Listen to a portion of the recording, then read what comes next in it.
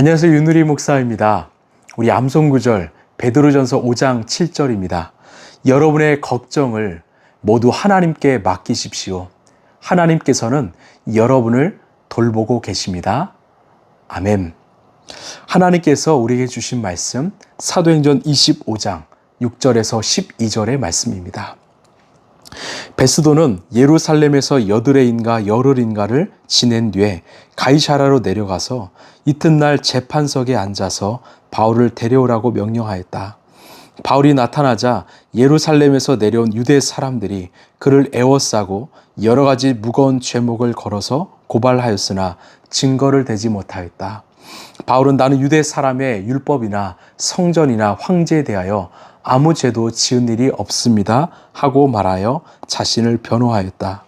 그러나 베스도는 유대 사람의 환심을 사고자 하여 바울에게 묻기를 그대는 예루살렘으로 올라가서 이 사건에 대하여 내 앞에서 재판을 받고 싶지 않소 하였다.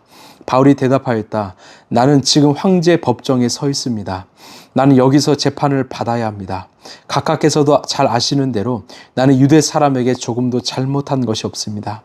만일 내가 나쁜 짓을 저질러서 사형을 받을 만한 무슨 일을 하였으면 죽는 것을 마다하지 않겠습니다. 그러나 나를 고발하는 이 사람들의 고발 내용에 아무런 근거가 없으면 어느 누구도 나를 그들에게 넘겨줄 수 없습니다.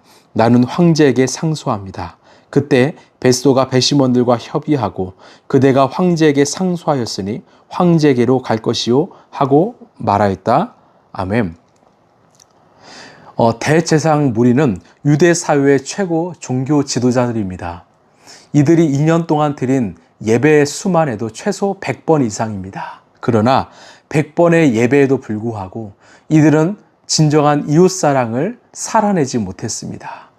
여전히 바울을 증오했고 분노했고 결국 2년 전과 같은 불의를 저질렀습니다. 여러분, 예배는 새로운 생명입니다. 생명이 잉태되는 시간이고 삶의 변화의 시간입니다.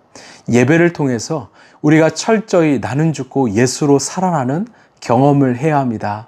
그래서 우리 예배는 철저히 자기 부인이 수반되어야 합니다. 그때 한 번의 예배를 통해서 우리는 완전히 변화될 수 있습니다. 오늘 이 아침 함께 예배할 때 주님, 제가 예수 안에서 죽겠습니다. 예수님, 날 새롭게 하여 주옵소서. 이렇게 고백하는 이 아침 되기를 소망합니다. 우리 6절, 7절을 보시면 베스도는 예루살렘에서 여드레인가 열흘인가를 지낸 뒤에 가이사라로 내려가서 이튿날 재판석에 앉아서 바울을 데려오라고 명령하였다. 이 바울이 나타나자 예루살렘에서 내려온 유대 사람들이 그를 애워싸고 여러 가지 무거운 죄목을 걸어서 고발하였으나 증거를 대지 못하였다. 이 베스도 총독의 호출을 받은 바울이 법정에 출두했습니다. 그때 유대 사람들이 여러 가지 죄목을 걸어 고발했지만 그 고발에 대한 증거를 대지 못했습니다. 그리고 8절에 하면 이 바울은 당당하게 자신을 변호하였습니다. 9절에 그러나 베스도는 유대 사람의 환심을 사고자 하여 바울에게 묻기를 그대는 예루살렘으로 올라가서 이 사건에 대하여 내 앞에서 재판을 받고 싶지 않소 하였다.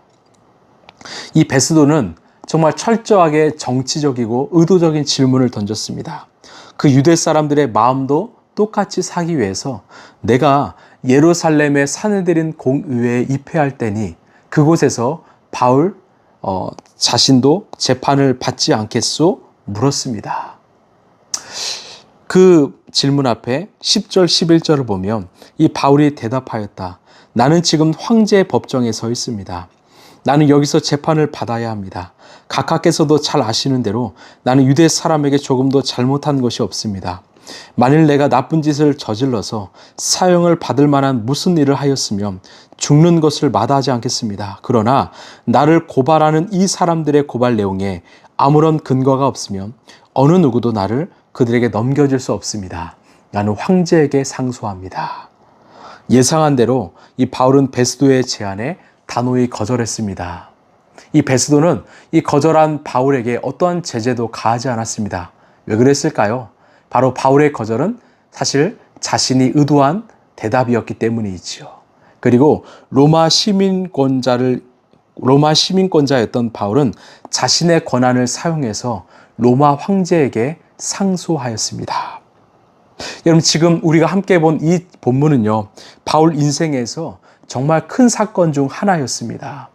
왜요? 이제 바울이 그토록 열망했던 로마로 갈 길이 열렸기 때문이지요. 하나님께서 바울에게 주신 마지막 전도지, 사역지는 바로 로마이었습니다. 그러나 바울은 그 로마 땅에 쉽게 갈 수 없었습니다. 계속되는 유대 사람들의 공격 앞에서 무려 2년의 시간을 기다리고 또 기다려야 했습니다.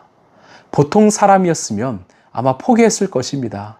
뜻을 꺾을 수도 있었습니다. 그러나 바울은 포기하지 않았습니다. 왜요? 이 일은 바울의 개인적인 소망이나 꿈이 아니라 하나님이 주신 부르심, 소명, 꿈이었기 때문입니다. 그렇습니다. 우리가 하나님의 말씀을 묵상하고 또 하나님의 뜻을 구하면서 하나님의 계획을 묻는 이유는 무엇입니까? 우리 하나님의 뜻, 하나님의 꿈은요, 절대로 깨어지지 않기 때문입니다. 하나님께서 우리 각자를 부르셔서 우리에게 주신 그 비전과 꿈은요, 사명은 100% 이루어지기 때문입니다. 여러분, 우리 주님께서 저와 여러분에게 주신 그 비전, 꿈은 무엇입니까? 이 땅에서 우리가 해야 될 그 사명은 무엇일까요? 20대, 30대, 40대, 50대, 60대 각 시기마다 우리에게 주신 그 사명은 무엇입니까? 혹시 분명치 않다면 오늘 주님께 물어보시길 바랍니다. 그리고 그 주님의 꿈을 꾸시길 바랍니다. 하나님은 그 일을 위해서 우리를 이 라이프처치 공동체로 부르셨습니다. 우리가 그 꿈을 함께 이뤄갔으면 좋겠습니다. 왜요? 우리 하나님의 꿈은요, 반드시 이루어지기 때문입니다. 나이는요, 문제가 되지 않습니다.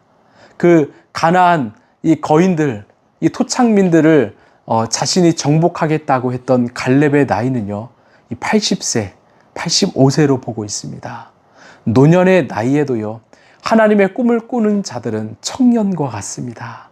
여러분, 우리 함께 이 땅에 하나님 나라를 세워가고 또 우리 역시도 하나님 나라를 누리는 그런 라이프처치 성도들이 되시길 간절히 소망합니다. 하나님의 꿈은요, 우리를 통해서 이루어집니다. 오늘도 주님 우리의 손과 발을 통해서 당신의 꿈과 계획을 이뤄가고 계십니다. 그 복된 인생을 우리 모두가 걸어갔으면 좋겠습니다. 기도하겠습니다. 하나님, 감사합니다. 드디어 바울이 기다리고 기다렸던 로마로 갈 길이 열리게 되었습니다. 바울은 정말 감옥에 2년 동안 갇혀 있었지만 그 꿈을 포기하지 않았습니다. 왜냐하면 그 꿈은 바울 개인의 꿈이 아니라 하나님의 꿈이었기 때문입니다.